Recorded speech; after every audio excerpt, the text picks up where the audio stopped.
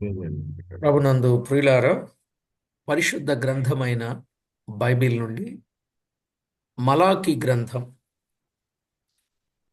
మొదటి అధ్యాయం 2 నుండి 5 వచనాలు మనం చదువుకుందాం. మలాకి గ్రంథం మొదటి అధ్యాయం 2 నుండి 5 వచనాలు. యెహోవా సెలవిచ్చున్నదేమనగా, నేను మీ ఎడల ప్రేమ చూపి ఉన్నాను. అయితే మీరు ఏ విషయమందు నీవు మా ఎడల ప్రేమ చూపితివందురు? ఏశావు యాకోబునకు అన్నకాడా? అయితే నేను యాకోబును ప్రేమించి తిని.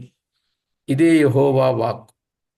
ఏశావును ద్వేషించి అతని పర్వతములను పాడు చేసి అతని స్వాస్యమును అరణ్యమందున్న నక్కల పాలు చేసితిని.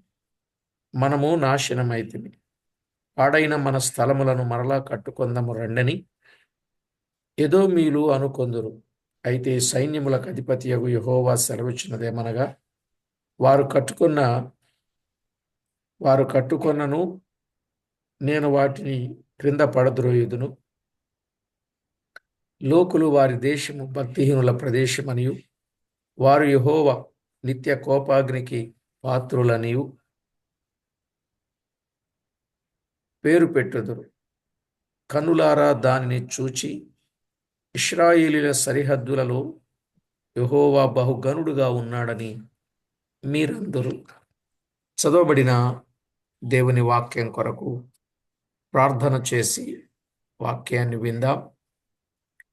కరుణావాత్సల్యములు గల మా ప్రభువా, కృపా సత్య సంపూర్ణుడా, జీవాధిపతి అయిన మా ప్రియ ప్రభు, మమ్మల్ని ఎంతో ఎక్కువగా ప్రేమించిన వాడా, మీ కృపతో జ్ఞాపకం చేసుకుని దినదినము అనుదినము మా ఎడల జాలి చూపుచు విశేషమైన మీ కృపను కుమ్మరింపజేస్తున్నవాడా, మీకు స్తోత్రములు. ఏ యోగ్యత మాలో లేకపోయినా, ఏ అర్హత మాలో లేకపోయినా మమ్మను అమితంగా ప్రేమిస్తున్నారు. విశేషమైన మీ కరుణను కుమ్మరిస్తున్నారు. మీకు రావలసిన మహిమ మా మంటిఘటాల ద్వారా ఆపాదించుకుంటున్నారు. అందును బట్టి మిమ్మల్ని ఎంతో స్తుతిస్తున్నాం. మా పక్షంగా మీరు చేస్తున్న మేలులన్నింటి కొరకై కృతజ్ఞతాస్తుతి స్తోత్రాలు మీకు చెల్లిస్తున్నాం. మా ప్రభువా, చదవబడిన లేఖన భాగములో నుండి విలువైన విషయాలు మాకు బయలుపరుస్తున్నందుకు స్తోత్రము చెల్లించుచు, మా ప్రభువైన యేసు క్రీస్తు అమూల్యమైన నామమున స్తోత్రము చెల్లించి ప్రార్థించి వినయులమై వేడుచూ ఉన్నాము తండ్రి. ఆమేన్. ప్రభునందు ప్రియులారా, మనం చదువుకున్న దైవ లేఖనములో నుండి మొదటి వచనములోనేమో పీఠిక అని మనం విన్నాం. 2 నుండి 5 వచనాలలో దేవుని ప్రేమ అని మనం వింటున్నాం. దేవుని ప్రేమ నిజమే. యెహోవా ఏమనగా, నేను మీ ఎడల ప్రేమ చూపియున్నాను. అయితే మీరు ఏ విషయమందు నీవు మా ఎడల ప్రేమ చూపితివందురు అని వ్రాయబడినట్లుగా చూస్తున్నాం. ప్రియులారా, జీవము గల దేవుని వాక్యంలో మనము ఆలోచన చేసినప్పుడు, నేను మీ ఎడల ప్రేమ చూపుచూ ఉన్నాను అని దేవుడంటే, ఇక్కడున్న ఇశ్రాయేలు ప్రజలు ఏమంటున్నారంటే, మీరు ఏ విషయమందు నీవు మా ఎడల ప్రేమ చూపితివి, నీవే విషయంలో మా ఎడల ప్రేమ చూపితివి అని అంటున్నారు. అందుకే ఒకటి, ఈ గ్రంథము ప్రజలకు దేవుని జవాబులతో వ్రాయబడినది. ఈ గ్రంథం ప్రజలకు దేవుని జవాబులతో వ్రాయబడినది. ప్రజల ప్రశ్నలు ఇక్కడ కనబడుతున్నాయి. నీవు ఏ విషయమందు నీవు మా ఎడల ప్రేమ చూపితివందురు అన్నాడు. ఇక రెండవ మాట, ఏమి చేసి నీ నామమును నిర్లక్ష్య పెట్టితిమని మీరందురు. చూసారా, వారి ప్రశ్నలు దాదాపు 6-7 ప్రశ్నలు ఉన్నాయి ఈ గ్రంథంలో. ఏమి చేసి నీ నామమును నిర్లక్ష్య పెట్టితివి అని మీరంటారు. 6వ వచనంలో ఉన్నది ఆ మాట. నా నామమును నిర్లక్ష్యపెట్టు యాజకులారా అని చెప్పి చివరి భాగములో ఏమి చేసి నీ నామమును నిర్లక్ష్యపెట్టితిమని మీరందురు.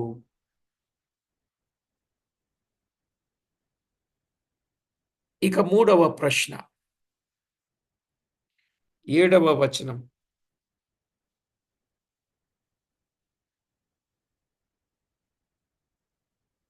ఏమి చేసి నిన్ను అపవిత్రపరచితిమని మీరందురు. ఏమి చేసి నిన్ను అపవిత్రపరచితిమని అందురు. 4వ ప్రశ్న 2:14. అది ఎందుకని మీరడుగగా అనే మాట చూస్తాం. 5వ ప్రశ్న 2:17. మీ మాటల చేత మీరు యెహోవాను ఆయాస పెట్టుచు దేని చేత ఆయనను ఆయాస పెట్టుచున్నామని మీరు అడుగుచున్నారే. దేని చేత ఆయనను ఆయాస పెట్టుచున్నారు. దేని చేత ఆయనను ఆయాస పెట్టుచున్నామని మీరందరూ. 6వ ప్రశ్న 3:7. మీ పితరుల నాట నుండి మీరు నా కట్టడలను గైకొనక వాటిని తోసివేసితిరి. అయితే మీరు నా తట్టు తిరిగిన ఎడల నేను మీ తట్టు తిరుగుదునని సైన్యములకు అధిపతియగు యెహోవా సెలవీయగా మేము దేని విషయములో తిరుగుదుమని మీరందురు. దేని విషయములో తిరుగుదమని మీరందురు. ఇది 6వ ప్రశ్న. ఇక 7వ ప్రశ్న 8వ వచనం. 3 మానవుడు దేవుని యొద్ద దొంగిలునా? అయితే మీరు నా యొద్ద దొంగిలితిరి. దేని విషయములు మేము నీ యొద్ద దొంగిలితిమని మీరందురు. దేని విషయములు మేము దొంగిలితిమి అని మీరందురు. దేని విషయంలో వారు దొంగిలించారని మీరందురు అని చెప్పాడు. ఇక 8వ ప్రశ్న కూడా ఉంది. 8:13వ వచనం. యెహోవా సెలవిచ్చున్నదేమనగా నన్ను గూర్చి మీరు బహుగర్వపు మాటలు పలికి నిన్ను గూర్చి ఏమి చెప్పితిమని మీరడుగుదురు. నిన్ను గూర్చి ఏమి చెప్పితివని మీరు అడుగుదురు. ఏమి చెప్పితిమి అని మీరడుగుదురు అన్నాడు. 8 ప్రశ్నలు వేశారండి. దేవుని వాక్యములో వ్రాయబడిన మాటలు తేటగా మనం గమనిస్తే 7 ప్రశ్నలే కాదు 8 ప్రశ్నలు కనబడుతున్నాయి. 8 ప్రశ్నలు కనబడుతూ ఉన్నాయి. రాసుకున్నారా? 1 నీవు మా ఎడల ఏ విషయమందు ప్రేమ చూపితివి అని అంటారు. 2 ఏమి చేసి నీ నామమును నిర్లక్ష్య పెట్టితిమి అని మీరంటారు. 3 ఏమి చేసి నీ నామమును అపవిత్రపరచితిమని మీరంటారు. 4 అది ఎందుకని మీరడుగగా. 5 దేని చేత ఆయనను ఆయాస పెట్టుచున్నామని మీరందరూ. 6 మేము దేని విషయములో తిరుగుదుమని మీరడుగుదురు. 7 దేని విషయములో మేము నీ యొద్ద దొంగిలితిమని మీరందురు. 8 నిన్ను గూర్చి ఏమి చెప్పితిమని మీరడుగుచున్నారు. ఇలాగు ప్రశ్నలు ప్రజలు వేస్తున్నారు. ఈ ప్రశ్నలకు పేరేంటంటే ఎదురు ప్రశ్నలు. ఈ ప్రశ్నలన్నీ ఎదురు ప్రశ్నలండి. ఎదురు ప్రశ్నలు వేయుచూ ఉన్నారు. అసలు వీరు తమ తప్పులు తాము గ్రహించని స్థితిలో ఉన్నారు. వీరు చేసేది తప్పని వీరికి తెలియటం లేదు.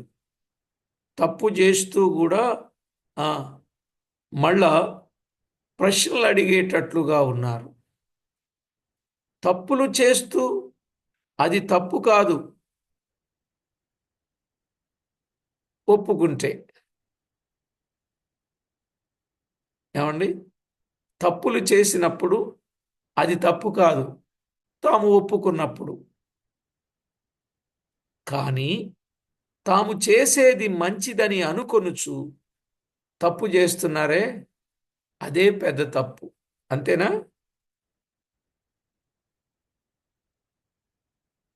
మీరేమి తప్పు చేయడం తప్పు కాదు. సహజంగా తప్పు జరుగుతుంది. కానీ ఆ తప్పును ఒప్పుకున్నప్పుడు ప్రభు క్షమిస్తాడు. కానీ తప్పు చేస్తూ కూడా నేను మంచి చేస్తున్నాను అనుకుని వాదించడం ఉంది చూసారా, అది చాలా భయంకరమైన తప్పు. ఎలాగో చెప్తా వినండి. ఓ పిల్లోడు 10థ్ ఇంటరో ఏదో ఎగ్జామ్ ఫెయిల్ అయ్యాడు. మంచి బాగా చదివే క్లవర్ స్టూడెంట్. కాకపోయినా మొత్తానికి యావరేజ్గా చదువుతూ అన్నింట్లో పాస్ అవుతాడు. ఫస్ట్ క్లాస్, ఫస్ట్ ర్యాంక్ రాకపోయినా కనీసం ఫస్ట్ క్లాసు, సెకండ్ క్లాసు ఏదో మొత్తానికి వచ్చుద్ది. ఏరా ఫెయిల్ అయిపోయావేంట్రా నువ్వు అని అడిగాడు తండ్రి. వాడేమన్నాడంటే, నానా నేను ఫెయిల్ అవటమే కాదు, నాకంటే బాగా చదివే వాళ్ళు కూడా ఫెయిల్ అయిపోయారు నానా అని అన్నాడు. ఇది రైటేనండి?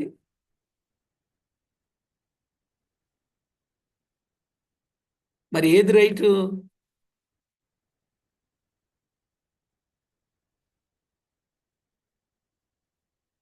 మళ్ళా నేను ఒక్కడనే ఫెయిల్ అయిన అనుకున్నావా, మా క్లాసులో అందరూ ఫెయిల్ అయిపోయారు అంటున్నాడు. ఇది రైటేనా? తండ్రి అడిగింది ఏంటి, వీడు చెప్పే సమాధానం ఏంటి? మీకు బాగా వెలిగింది అనుకుంటున్నా.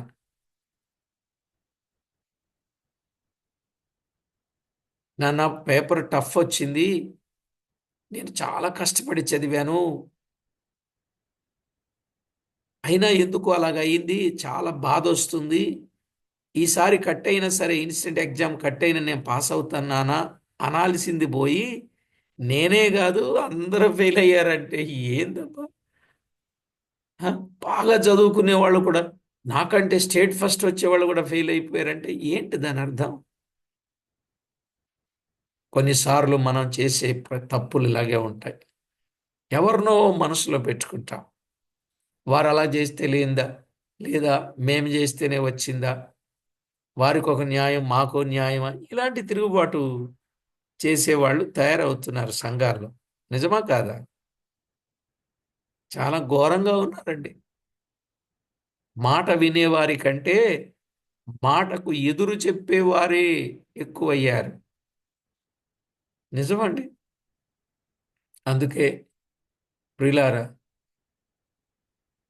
సాగరాన్నైనా ఈదొచ్చు గాని సంసారాన్ని ఈదలేమన్నాడు ఒక ఆయన.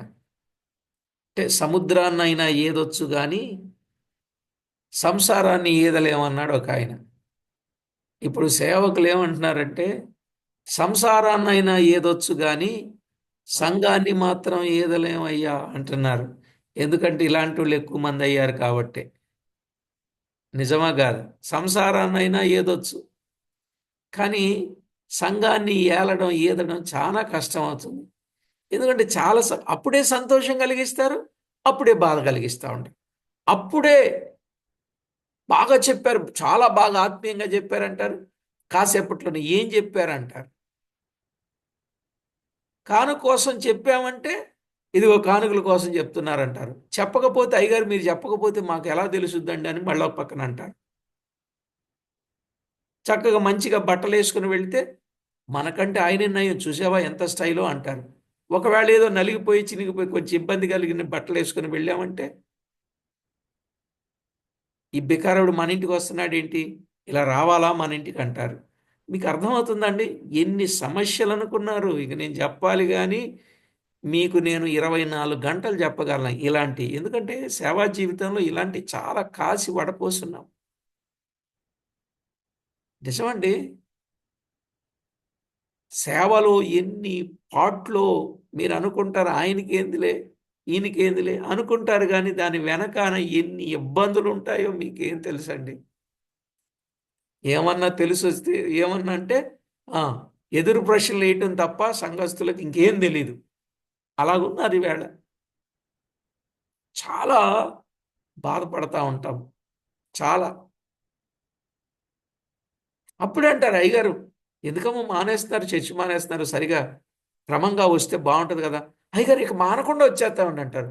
తెల్లారి పొద్దున ఆదివారం జూత్తే, లేకపోతే నియామక కూటంలో జూత్తే, అలాగ అన్నవాళ్ళే కనపడరు. ఎంత బాధ జెప్పండి. అప్పుడే అంటారు, ఇలాగ అంటారు.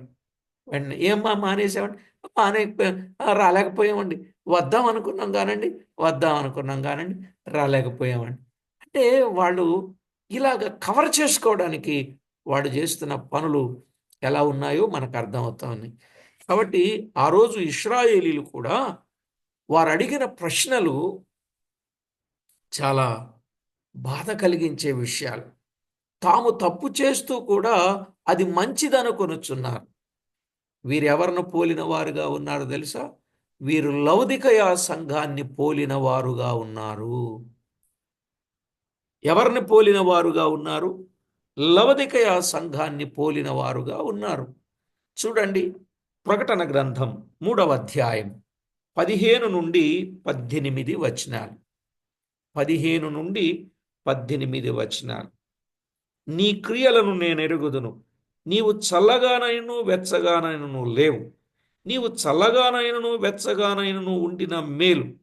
నీవు నులివె నువ్వు నీవు వెచ్చగానైనను చల్లగానైనను ఉండక నులివెచ్చనగా ఉన్నావు గనుక నేను నిన్ను నా నోట నుండి ఉమ్మివేయనుద్దేశించుచున్నాను. ఏమనుకుంటుందో చూడండి సంఘం. నీవు దౌర్భాగ్యుడవును, దిక్కుమాలిన వాడవును, దరిద్రుడవును, గ్రుడ్డివాడవును, దిగంబరుడవునై ఉన్నావని ఎరుగక నేను ధనవంతుడను నేను ధనవృద్ధి చేసియున్నాను, నాకేమియూ కొదువలేదని చెప్పుకొనుచున్నావు. అసలు సంగతి చూడండి. సంగతి ఎలా ఉంది? దౌర్భాగ్యుడు, దిక్కుమాలిన వాడు, దరిద్రుడు, గ్రుడ్డివాడు, దిగంబరుడుగా ఉండి, ఇయన్నీ నాకు అనవసరం. నేను ధనవంతుడను, నేను దరిద్రుడను, నాకేమీ కొదువలేదని చెప్పుకుంటున్నాడండి. ఎంత ఘోరం! 18వ వచనం. నీవు ధనవృద్ధి చేసుకొనినట్లు అగ్నిలో పుటము వేయబడిన బంగారమును నీ దిశమల సిగ్గు కనబడకుండునట్లు ధరించుకొనుటకు తెల్లని వస్త్రములను నీకు దృష్టి కలుగునట్లు నీ కన్నులకు కాటుకను నా యొద్ద కొనుమని నీకు బుద్ధి చెప్పుచున్నాను అన్నాడు. అక్కడింద అన్నాడు, నేను ప్రేమించు వారిని అందరినీ గద్దించి శిక్షించుచున్నాను అన్నాడు. సరే, ఇక్కడ మనం ఆలోచన చేసినప్పుడు తమ తప్పులు తాము గుర్తించక తాము బాగుగానే ఉన్నామని చెప్పుకొనుచూ ఉండిరి. ఈ లవదికయ సంఘము ప్రస్తుత కాలమునకు సూచనగా ఉన్నది. తాము తప్పులు చేస్తూనే గుర్తించక మేము బాగానే ఉన్నామని చెప్పుకుంటున్నారు. నేటి దినాలలో ఈ రెండు తప్పులు అనేక మంది విశ్వాసులలో కనబడుతున్నాయి. ఏంటి ఆ రెండు తప్పులు? ఒకటి ఒకటి తన తప్పు తాను గుర్తించకపోవుట. తన తప్పు తాను గుర్తించకపోవుట. 2 నేను బాగానే ఉన్నానని మెప్పించుకొనుట. తన తప్పు తాను గుర్తించకపోవుట. 2 నేను బాగానే ఉన్నానని మెప్పించుకొనుట. నేను బాగానే ఉన్నాను. ఎంతమందిని సేవకులు కూడా అలాగే ఉన్నారండి. నేను బాగానే ఉన్నాను అనుకుంటున్నారు. రేపు దేవుని దగ్గర నిలబడినప్పుడు తెలుసుద్ది. నిజంగా ఆత్మలను బ్రతికించడం కొరకు సేవ చేశామా? లేక మనం బ్రతకడం కోసం సేవ చేశామా అనేది చాలా రేపు దేవుని దగ్గర ఉందిగా.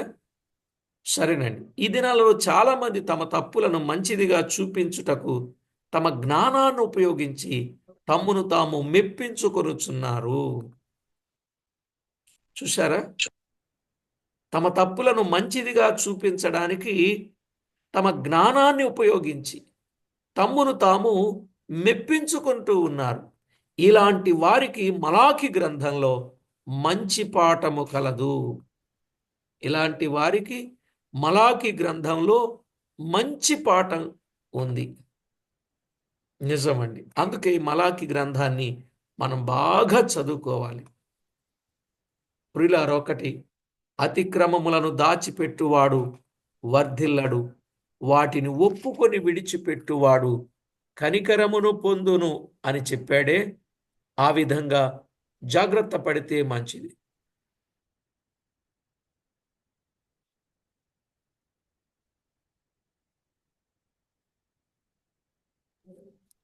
ప్రభునందు ప్రియులారా, దేవుని వాక్యంలో వ్రాయబడిన మాటలు, అతిక్రమములను దాచిపెట్టువాడు వర్ధిల్లడు, వాటిని ఒప్పుకొని విడిచిపెట్టేవాడు కనికరము పొందుతాడు.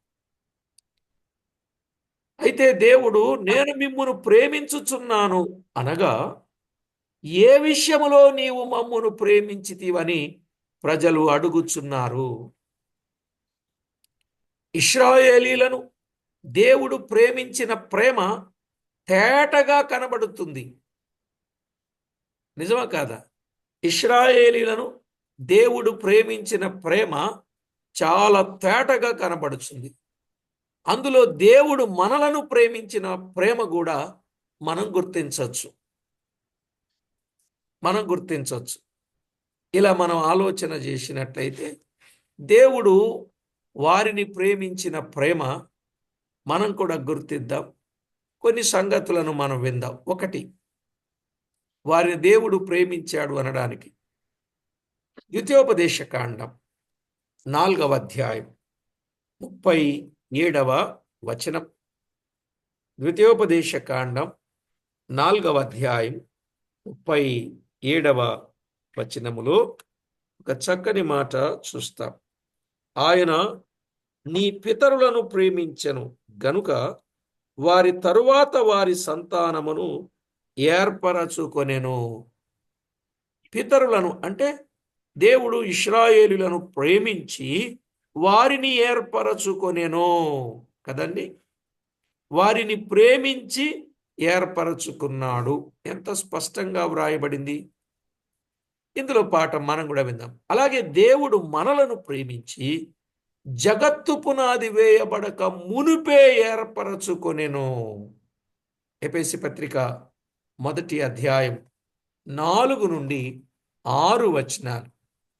ఎఫెసీలకు రాసిన పత్రిక 1వ అధ్యాయం 4 నుండి 6 వచనాలు. జగత్తు పునాది వేయబడక మునిపే క్రీస్తు ప్రేమ చేత మనలను ప్రేమించి ఆయనలో ఏర్పరచుకున్నాడు అని అక్కడ కూడా వ్రాయబడింది. కాబట్టి ప్రియులారా, దేవుని వాక్యములో దేవుడు మనలను ఏర్పాటు చేసుకొనుటలో ముఖ్య ఉద్దేశం మనము తన ఎదుట పరిశుద్ధులముగాను నిర్దోషులముగా ఉండుటకు ఏర్పాటు చేసుకున్నాడు. అర్థమైందండి? దేవుడు మనల్ని ఎందుకు ఏర్పాటు చేసుకున్నాడు? తన ఎదుట పరిశుద్ధులముగాను నిర్దోషులముగా ఉండటానికి దేవుడు ఏర్పాటు చేసుకున్నాడు. కేవలం ప్రేమ చేతనే. అయితే ఆయన ఏర్పాటు చేసుకున్న విషయములో ఆయన కోరిక ఏమిటంటే మనము పరిశుద్ధులుగా నిర్దోషులుగా జీవించాలని. మనం ఎలాగ ఉండాలండి? పరిశుద్ధులుగా నిర్దోషులుగా జీవించాలి. ఆయన కోరిక తగినట్టు పరిశుద్ధ జీవితము జీవించుట మంచిది. మరి ఎలా ఉన్నాం మనం? ఆయన ప్రేమించాడు, ప్రాణం పెట్టాడు, ప్రేమించాడు, మరణించాడు, ప్రేమించాడు, తిరిగి లేచాడు, ప్రేమించాడు, ఏర్పాటు చేసుకుని ఎప్పుడు? జగత్తు పునాది వేయబడక మునుపే. కనుక ఇప్పుడు మనము పరిశుద్ధులుగా నిర్దోషులుగా ఉండాలి. మరి అంతటి పరిశుద్ధత, నిర్దోషత్వం మన జీవితంలో ఉందా లేదా? ఇది కూడా మనం ఆలోచన చేసుకోవాలి. ఇక రెండో విషయానికి వస్తే, ఆయన వారిని ప్రేమించుటయే ఐగుప్తులో నుండి వారిని విమోచించెను. ఆయన ప్రేమించడం అంటే వారిని ఐగుప్తులో నుండి విమోచించాడు. ద్వితీయోపదేశ కాండం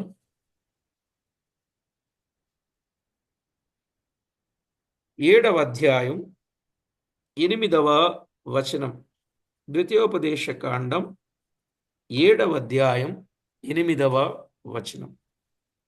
అయితే యెహోవా మిమ్మును ప్రేమించువాడు గనుకను తాను మీ తండ్రులకు చేసిన ప్రమాణములను నెరవేర్చువాడు గనుకను యెహోవా బాహుబలము చేత మిమ్మును రప్పించి దాసుల గృహములో నుండి ఐగుప్తు రాజైన ఫరో చేతిలో నుండి మిమ్మును విడిపించెను.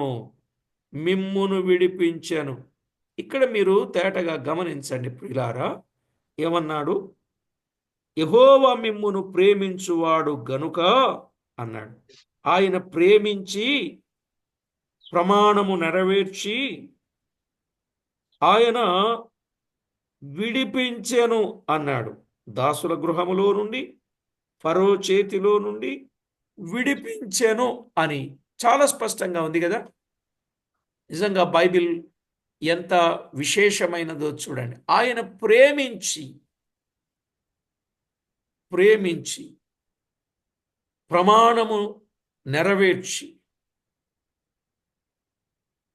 దాసుల గృహమైన ఐగుప్తులో నుండి ఫరో చేతిలో నుండి విడిపించాడు. అలాగే నేడు మనలను కూడా ప్రేమించుచు తన రక్తము వలన మన పాపముల నుండి మనలను విడిపించెను. రోమాపత్రిక 5వ అధ్యాయం 8వ వచనం. రోమాపత్రిక 5వ అధ్యాయం 8, 9 వచనాలు చదువుకోండి. ఆయన మనలను ప్రేమించి ఆయన తన ప్రేమను వెల్లడిపరచుచున్నాడు ఎట్లనగా అని చెప్పుకుంటూ వచ్చి తన ప్రాణము పెట్టి మనలను ప్రేమించి తన రక్తము కార్చి మనలను ప్రేమించి దేవునితో సమాధానపరిచాడు, శత్రుత్వం లేకుండా అనే విషయాన్ని చూస్తాం. అలాగే ప్రకటన 1:6లో కూడా ఆ మాటే, మనలను ప్రేమించుచు మనల పాపముల నుండి మనలను విమోచించినవాడు. మనలను ప్రేమించుచు, ఆ మాట ప్రకటన 1:6. ఆయన ప్రేమించినవాడు. ఇక మూడవ విషయానికి వద్దాం. దేవుడు వారిని ప్రేమించి బిలాము యొక్క శాపం ఆశీర్వాదముగా మార్చెను. ఆయన ప్రేమించి ఏం చేశాడు? బిలాము యొక్క శాపం ఆశీర్వాదముగా మార్చాడు. అవునా కాదా? ద్వితీయోపదేశ కాండం 23వ అధ్యాయం 5వ వచనాన్ని, ఆయన ప్రేమించి ఇశ్రాయేలీయులను ప్రేమించనే మాట చూడండి. ప్రతి వచనంలో చూస్తున్నాం. దాని క్రొత్త నిబంధనలో మనకు అన్వయించుకుంటున్నాం. 23:5. అయితే నీ దేవుడైన యెహోవా బిలాము మాట విననొల్లకుండెను. నీ దేవుడైన యెహోవా నిన్ను ప్రేమించెను గనుక నీ దేవుడైన యెహోవా నిమిత్తము ఆ శాపమును ఆశీర్వాదముగా చేసెను. ఎంత గొప్ప మాట! బైబిల్ అర్థమవుతుందా అండి? మనం మామూలుగా చదువుకున్నప్పుడు అర్థం కాలే. నిజం. ఆయన ప్రేమించి ఏం చేశాడు? బిలాము మాట విననొల్లకున్నాడు. బిలాము దేవుని ప్రజలను శపించాలి అని ఆలోచన చేశాడు. కానీ దేవుడు బిలాము మాట వినలే. చాలా విన్నాడు, కానీ ఈ విషయం మాత్రం వినలే. నిజంగా ఇంత చేస్తే ఏ విషయంలో మమ్మను ప్రేమించావంటున్నారండి వాళ్ళు? ప్రేమించి నీ దేవుడైన యెహోవా నీ నిమిత్తము శాపమును ఆశీర్వాదముగా చేసెను. శాపమును ఆశీర్వాదముగా చేశాడు. ఏమండి? ఎన్ని విన్నామండి? ఎన్ని విన్నాం? 3. ఇప్పుడు చెప్పండి, దేవుడు వారిని ప్రేమించాడా? మరి ఇప్పుడు వీళ్ళు ఏమన్నారు? ఏ విషయంలో మమ్మను ప్రేమించావు అన్నారా? ఎంత తప్పు చేస్తున్నారు చెప్పండి. ఈరోజు పిల్లలు కూడా అలాగే ఉన్నారండి. మమ్మల్ని ఎందుకు కన్నావు అనేవాళ్ళు ఉన్నారు, లేరా? ఆ మాట గుర్తు ఆ మాట ఆ మాట అన్నాడు అనంటే వాడు తన స్వనాశనాన్ని కోరుకున్నట్టే లెక్క. నా ఉద్దేశం చెప్తున్నా సుమా. నన్ను ఎందుకు కన్నావు?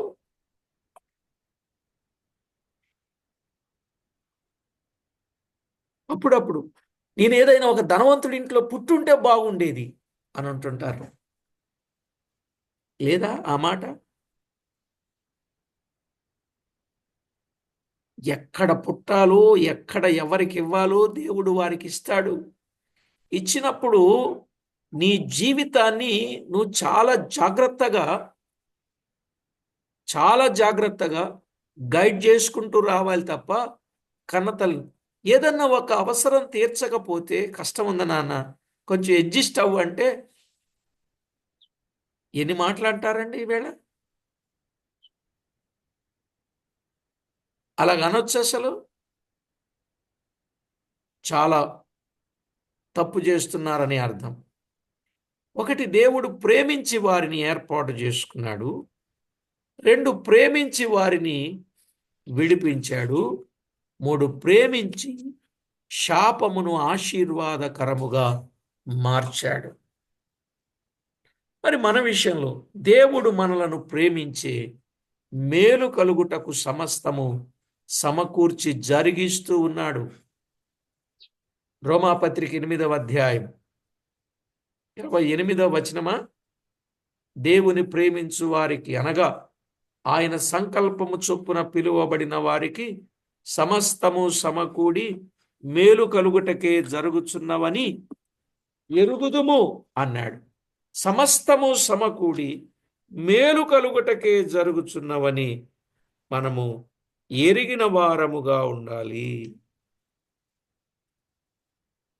ఆయన మనలను ప్రేమించాడండి. ఆయన మనలను ప్రేమించాడండి. ప్రియులారా, ఆయన మనలను ప్రేమించాడు. సగం ప్రేమించలే, ఆయన మనలను సంపూర్ణంగా ప్రేమించాడు. యోహాను సువార్త 13:1. పుట్నోట్లో అంతము వరకు ప్రేమించినంటే పుట్నోట్లో సంపూర్ణముగా ప్రేమించాడు. ఆయన మనలను సంపూర్ణముగా ప్రేమించాడు. సంపూర్ణముగా అంటే తన ప్రాణము కంటే మనలను ఎక్కువగా ప్రేమించాడు.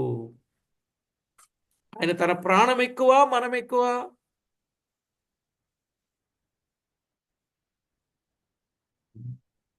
ఏమండి, ఆయనకి తన ప్రాణం ఎక్కువ, మనం ఎక్కువ? గొర్రెపిల్లకు దావీదుకు గొర్రెపిల్ల ఎక్కువ, ప్రాణం ఎక్కువ? గొర్రెపిల్ల. గొర్రెపిల్ల ఎక్కువ. గొర్రెపిల్ల ఎక్కువ కనుకే ఆ గొర్రెపిల్ల కొరకు తన ప్రాణాన్ని లెక్క చేయకుండా సింహంతో పోరాడాడు. అలాగే మన ప్రభువైన యేసుక్రీస్తు తన ప్రాణం ఎక్కువ, మనం ఎక్కువ? మనమే ఎక్కువ. మనమే ఎక్కువ. మనమే ఎక్కువ గనుక తన ప్రాణము కంటే మనల్ని ఎక్కువగా ప్రేమించి మన నిమిత్తము తన ప్రాణము పెట్టాడు. యోహాను రాసిన మొదటి పత్రిక 3వ అధ్యాయం 16వ వచనం. యోహాను రాసిన మొదటి పత్రిక 3వ అధ్యాయం 16వ వచనం. యోహాను సువార్త 10:11. మంచి కాపరి తన గొర్రెల కొరకు ప్రాణము పెట్టును అన్నాడు. మంచి కాపరి గొర్రెల కొరకు ప్రాణం పెట్టాడు. ఇంత అత్యధికముగా మనలను ప్రేమించిన ఆ ప్రభు ప్రేమను మనము తలపోయిచు సంపూర్ణముగా ఆయనకు మనము అప్పగించుకొని ఆయన ఇష్టానుసారముగా మనము జీవించబద్ధులమై ఉన్నాం. కనుక మన ఇష్టాన్ని బట్టి కాదు, ఆయన ఇష్టానుసారంగా మనము జీవించాలి. మన ఇష్టానుసారంగా జీవించడానికి కాదు. ఈవేళ ఏ పిల్లలైనా వాళ్ళ ఇష్టానుసారంగా జీవించకూడదండి. తల్లిదండ్రులకు ఇష్టానుసారంగా జీవించాలి. ఆ తర్వాత నీకొక బాధ్యత వచ్చుద్ది. నీకొక ఆహ్, చేయాల్సిన పని చేస్తారు ఒక కుటుంబంగా. అప్పుడు మీ ఇష్టానుసారంగా, అది కూడా దేవుని ఇష్టానుసారంగా, దేవుని చిత్తానుసారంగా మీ ఇష్టం కూడా ఉండాలి. తల్లిదండ్రుల ఇష్ట ప్రకారం. ఎందుకంటే మీ ఇష్టంగా మీరు పుట్టలేదు గదా! తల్లిదండ్రులు తమ ఇష్ట ప్రకారంగా వారి యొక్క జీవితంలో వారెన్నో ప్రార్థన చేసుకొని, ప్రభువు మీద ఆనుకొని, తమ ప్రయాస ఫలంగా భూమి మీదకి వచ్చినప్పుడు, ఇప్పుడు వారేం చేయాలి? తల్లిదండ్రుల ఇష్టాన్ని నెరవేర్చాలి. అలాంటి పిల్లలుంటే ఎంత బాగుండండి. ఈవేళ అలాంటి వాళ్ళు కొదువుగా కనపడుతున్నారు. దయచేసి అలా కాకుండా తల్లిదండ్రుల ఇష్టాన్ని నెరవేర్చి దేవునికి మహిమ తెచ్చే వారంగా మనం ఉండాలి. సరేని ఇంత అత్యధికముగా మనలను ప్రేమించిన ఆ ప్రభువు ప్రేమను తలపోసుకొని సంపూర్ణంగా ఆయనకు అప్పగించుకొని ఆయన ఇష్టానుసారంగా జీవించాలి. ఇశ్రాయేలీలు ఆయన వారిని ప్రేమించిన ప్రేమ విధానమును గుర్తించక వాళ్ళు ఏమంటున్నారు? ఏ విషయంలో నీవు మమ్మును ప్రేమించితివి అని ప్రశ్నించారు. ఏ విషయంలో మమ్మను ప్రేమించావు? అప్పుడప్పుడు ఏదైనా కోపం వచ్చినప్పుడు భార్య కూడా అంటది, నన్నెప్పుడు ప్రేమించావని, నన్నెప్పుడు ప్రేమించావని, ఇన్ని సంవత్సరాలు అయింది, ఎప్పుడన్నా ప్రేమించావా అన్నారా లేదా భార్యలు? నిజం చెప్పండి. ప్రేమించకపోతే ఇన్ని రోజులు కాపురం చేసే వ్యక్తివా? మళ్ళీ మధ్యలో ఎప్పుడన్నా ప్రేమించావని అడగడం దేనికి చెప్పండి అసలు? ఇప్పుడేదో ఒకవేళ పొరపాటు అయి ఉండొచ్చేమో, కానీ ఎప్పుడన్నా ఎప్పుడు ఇంతే. పెళ్లి చేసి దగ్గర నుంచి నా బ్రతికిట్లా, అసలు ఏనాడు ప్రేమించావని తిరుగుబాటు చేసేవాళ్ళు కనపడుతున్నారు. ఈ పురుషులు కూడా ఏం తక్కువేం కాదండి. ఎప్పుడో అన్నిసార్లు కరెక్ట్గా ఎక్కడ ఉప్పు వేయగలరు, ఎక్కడ కారం వేయగలరు, కరెక్ట్గా కొలత ప్రకారంగా క్వాంటిటీ పెరగొచ్చు, తరగొచ్చు. ఎప్పుడు ఎప్పుడు ఇంతే, ఎప్పుడు ఇలాగే వండుతావు, ఎప్పుడన్నా ఒకరోజు మంచిగా వండావా? ఎన్నిసార్లు మంచిగా వండి తిన్నా కూడా ఎప్పుడన్నా మంచిగా వండేవాడు. నిజమా కాదా? ఈ రెండు వాస్తవాలా కాదా? నిజం చెప్పండి, త్వరగా చెప్పండి.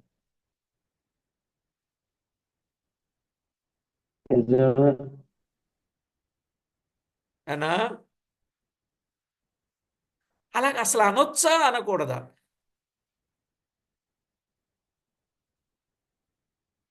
ఇకనైనా మనం జాగ్రత్త పడాలి. ఆ కోవకు అందరం వచ్చాం. నేనేమి అతీతుడినేం కాదు. నేను కూడా అన్నా, దోషాలను కప్పివేసుకునేది ప్రేమ. ఏమంత పాపం ఏం చేశారు? ఉప్పు ఎక్కువ వేయడం పాపమా, తక్కువ వేయడం పాపమా? అదిగా దానికి పోల్చొద్దు. ఓకేనా? ఇంకా మించినవి ఉంటే అది ప్రేమ. సరేలేండి, వదిలేదు, వరుసలో వద్దాం. కనుక కొన్నిసార్లు మనం భార్యాభర్తల మధ్యలో అండర్స్టాండింగ్స్ సరిగా లేని సందర్భాలు వస్తూ ఉంటాయి. ఏ విషయంలో? ఉప్పు కారం, తిండి తిప్పలు, బట్ట, పిల్లలు, ఇట్లా వీటి దగ్గరే. నిజమా కాదా? కనుక ఈసారి మనం ఎప్పుడు కూడా ఈ మాట అనకూడదు అని మనం గుర్తుపెట్టుకుంటే మంచిది. ఏమండి? మనం అంత మంచివాళ్ళుగా మారాలండి. మారితేనే జీవితం, మారితేనే సంసారం, మారితేనే విశ్వాసులు కూడా. ఎప్పుడు ఈయన ఇలాగే చెప్తారు అనుకోకూడదు. ఎందుకు చెప్పానని అనుకోవాలా? ఎప్పుడు విసిగిస్తానే ఉంటారు వీళ్ళు. వాళ్ళని కూడా మనం అర్థం చేసుకోవాలా. ఏమండోయ్, ఈ జీవితంలో చాలా పరిస్థితులు ఎదురవుతాయి. ఎవరినో మనం చూడకూడదు, మనల్ని మనం జాగ్రత్త చేసుకోవాలి కదా. సరే, మనం ఆ సంగతి కూడా విసిగినట్టు చెప్పుకోకుండా, ఉప్పు తక్కువైనా, కూరలో కారం ఎక్కువైనా, ఇంకేమైనా ఒకరికొకరు అర్థం చేసుకుని చక్కగా సాఫీగా ముందుకెళ్తేనే మంచిది. The best idea. అంతేనా కాదండి? ఇంకెప్పుడు అనకండి. ఓకే.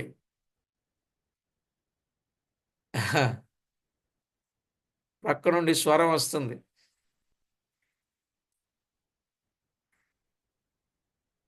రైట్. Thank you. జాగ్రత్తగా విందాం. ఏ విషయములో నీవు మమ్ము ప్రేమించితివని ప్రశ్నిస్తున్నారు? అసలు దేవుని మీద ప్రశ్న వేయరాదు గాని దేవుని ప్రేమను గుర్తించి ఆయనకు లోబడి జీవించుట మంచిది. అవునండి. దేవుని ప్రేమను గుర్తించి ఆయనకు లోబడి జీవించడం మంచిది. మంచిది. కాబట్టి ఆ విధమైనటువంటి చక్కని అనుభవాలు మనము జ్ఞాపకం చేసుకొని ఆయనకు మహిమకరంగా ఉండాలి. యూదులు అడిగిన ప్రశ్నకు దేవుని జవాబు, ఏశావు యాకోబు అన్నకాడా. దేవుని జవాబు ఏంటండి? ఏశావు యాకోబునకు అన్నకాడా. నేను యాకోబును ప్రేమించి తిని ఏశావును ద్వేషించి తినని చెప్పుచూ ఉన్నాడు. అది ఎందుకో తర్వాత పాఠంలో విందాం. సమయం అయింది కదా. అది ఎందుకో తర్వాత పాఠంలో విందాం. ప్రార్థన చేసుకుందాం. ఇంకవలే 2వ వచనంలోనే చాలా స్టోరీ ఉంది. విందాం. ప్రార్థన చేసుకుందాం. ఒకసారి పరిశీలన చేసుకుందామండి. మన ప్రభువు మనల్ని ఎంత ప్రేమించాడు. ఆయన్ని మనం ఎంత ప్రేమించాలి. ఆయనను మనం ఎంత ప్రేమించాలి. నిజంగా ఆయనను మనం ఎంతో ప్రేమించాలి. ఆయన మనలను ఎంతగానో ప్రేమించాడు గనుక మనం కూడా ఇతరులను ప్రేమించాలి. పొరుగు వారిని ప్రేమించాలి. మన ప్రభువు ప్రేమను మనం అర్థం చేసుకోవాలి. ప్రభువుకు మహిమకరంగా మనము జీవించాలి. భర్తలారా, మీ భార్యలను నిష్ఠూర పెట్టుకు. భార్యలారా, శారావలే అబ్రహామును యజమానుడని పిలుచుకొని తనకు లోబడి విధేయతను చూపించింది. అలా ఉండండి అని లేఖనం స్పష్టంగా చెప్తా ఉంది. అలాగూ ఇద్దరి మధ్య అన్యోన్య ప్రేమ, పిల్లల విషయంలో, తల్లిదండ్రుల విషయంలో, పొరుగువారి విషయంలో ప్రేమ చూపుట వలన మరణములో నుండి జీవములోనికి దాటి ఉన్నాడని యోహాను పత్రికలో వ్రాయబడినట్టు మనకు దేవునికి ఎంతో మహిమకరంగా జీవితం. ఆయన సంపూర్ణంగా ప్రేమించాడు. అంతవరకు ప్రేమించాడు. తన ప్రాణము పెట్టి మనలను ప్రేమించాడు. మనం కూడా ప్రభువును ప్రేమిద్దాం. పూర్ణ హృదయముతో ప్రభువును ప్రేమిద్దాం. పరిశుద్ధుడవైన మా తండ్రి, ఘనుడవైన మా దేవ, మీ ఘననామానికి వందనాలు, కోటాను కోట్లు స్తుతులు స్తోత్రములు చెల్లిస్తుంది. మా ప్రియ ప్రభువా, దైవలేఖనాలలో వ్రాయబడిన వాస్తవిక సత్యాలను అన్నింటిని బట్టి మిమ్మును ఎంతో స్తుతిస్తున్నాం. సమస్త విషయాలలో మీరు కరుణ చూపి కాపాడి మేలు చేస్తూ ఉన్నందుల కొరకై స్తోత్రము చెల్లిస్తున్నాం. అన్ని విషయాల్లో మీరు మమ్మును కరుణించి కటాక్షించి నడిపిస్తున్నందుకై మిమ్మును స్తుతిస్తున్నాం.